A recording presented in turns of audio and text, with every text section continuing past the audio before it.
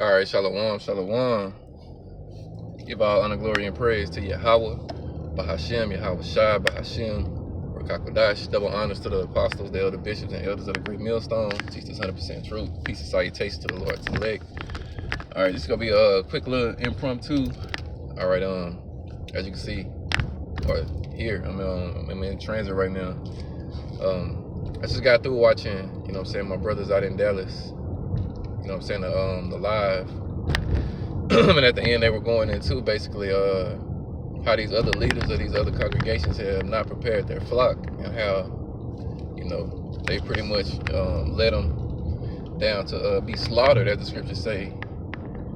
And the Lord is going to deal with those leaders for doing that. All right, the scriptures tell us right here in Jeremiah 23:1, it say, "Woe be unto the pastors that destroy and scatter the sheep of my pastor, saith the Lord, Yahweh Shem Shai."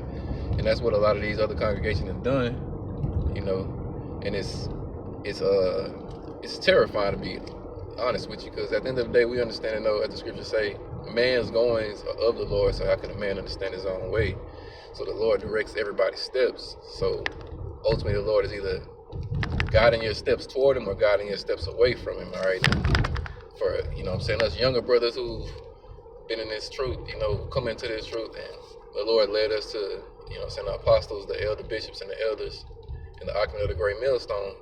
It's like we were led the right way to the right leaders, and these other guys, they weren't. And that in itself, again, is terrifying. All right, it's a humbling feeling that comes with that, because we could have been those undesirables. All right, and we don't know. None of us know if we're of the elect right now. The scriptures tell us to do what we got to do to make our calling and election sure. All right, many have been called, but few are chosen. So we know we've been called, but we got to endure to the end to obtain salvation. And that in itself also comes from Yahweh Shem Shai. But just to be on this path that we're on right now, consider all things being considered, all right, and seeing the path that the other individuals on, it's just, man, it's very, very, again, humbling, and we appreciate this, because it's nothing more precious than being able to serve Yahweh Shem Shai in truth and sincerity, all right, and with fear.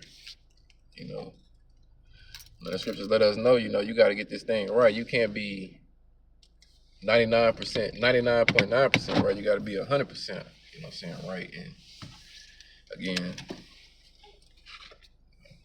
I read this right here in Jeremiah, 23:2. It say, "Therefore, thus saith the Lord, Yahweh Shem Shai, power of Israel, against the pastors that feed my people. Ye have scattered my flock and driven them away, and have not visited them. Behold, I will visit upon you the evil of your doings, saith the Lord, Yahweh Shem Shai." All right, so judgment is coming to, these other, Israelite congregations who ain't on point. All right, verse 3 says, "And I will gather the remnant of my flock out of all the countries whither I have driven them." All right, because we're scattered throughout the four corners of the earth.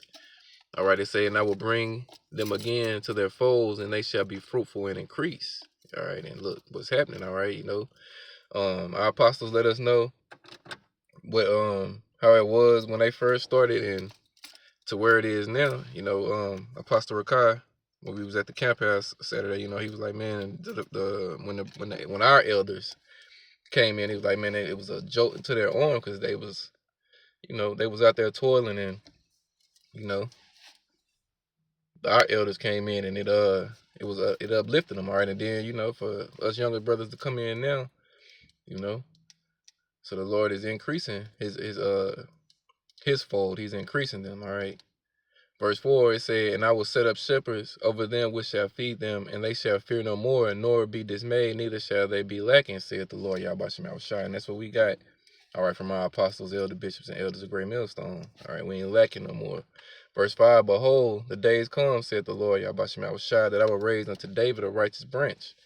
All right, that branch is Yahweh Shai, "And the king shall reign and prosper, and shall execute judgment and justice in the earth." That's what Yahweh Shai is coming to do.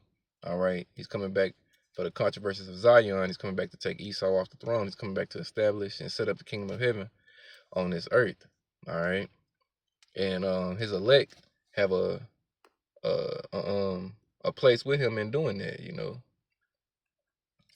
Verse 6, in his days Judah shall be saved first. Judah represents the so-called Negroes, Latinos, and Native. It's like Judah represents the so-called Negroes, Haitians, and Jamaicans.